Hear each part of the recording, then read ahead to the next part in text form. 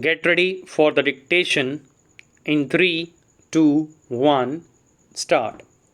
Mr. Vice Chairman, sir, I rise to lend my support to the budget proposals of our new Finance Minister, Shri C. Subramaniam.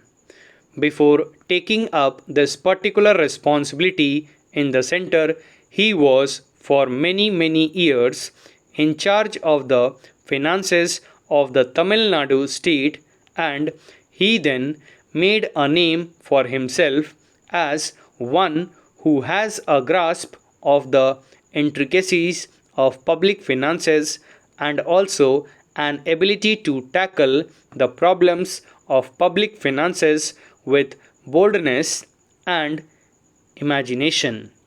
These qualities, I am glad to say, are very much reflected in the proposals which are before us.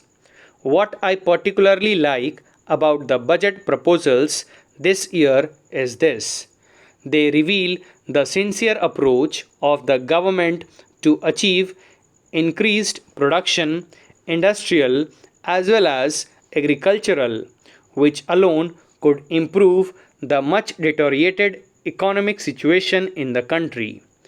Achievement of this objective is the only answer to bring down the prices. As long as shortages exist and as long as industrial production deteriorates, the prices would be spiraling, having worst effect on the life of the people, particularly the lower income groups.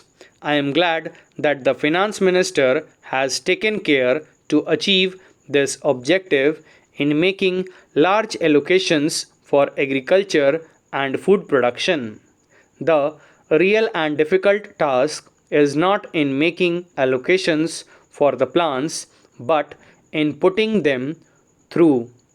In my mind, it appears that both the central and the state governments are launching ambitious plans which our economy cannot bear.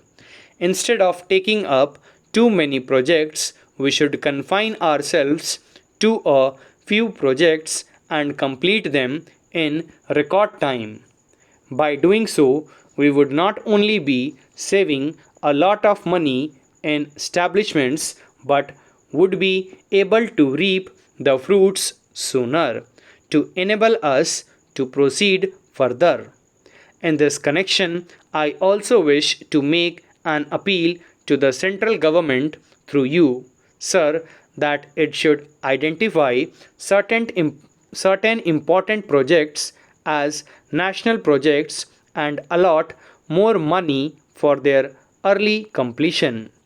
Although we have attained independence nearly 40 years ago, we are still depending upon food imports. We seem to have spent about 4 to 500 crores during the last year on the import of food grains. It is indeed a very unhappy and unsatisfactory situation in which we are still placed. Instead of spending hundreds of crores on food imports, and that too in the form of scarce and valuable foreign exchange, why not we complete those of our projects already under execution? For instance, our Nagarjuna Sagar project in Andhra Pradesh has been taken up in the year 1956 and still it is incomplete. We have no more money to complete the canals. The original estimate to complete this project was 90 crores, whereas we have already spent rupees 190 crores due to the inordinate delay and price spiral year after year. Every year, a meager sum of about 5 to 10 crores of rupees is allotted for this project by the state government, out of which 5 to 6 crores go for the salaries of the staff working in the project and Canals divisions. The present estimate is that we still need rupees 140 crores to complete this project in its entirety, when another 10 lakhs of acres would come under cultivation. Our Chief Minister has offered to give 9 to 10 lakh tons of rice to the central pool every year. In case the center provides a special aid of at least rupees 100 crores, the center, I believe, will therefore be wise to accede the repeated requests of our Chief Minister to consider the Nagarjuna Sagar project as a national project and allot more funds outside the plan. I do not mean that only the Nagarjuna Sagar project should be helped by the center. Other important projects too, which could be identified as national projects, should be taken care of to enable the country to be self sufficient in the matter of food.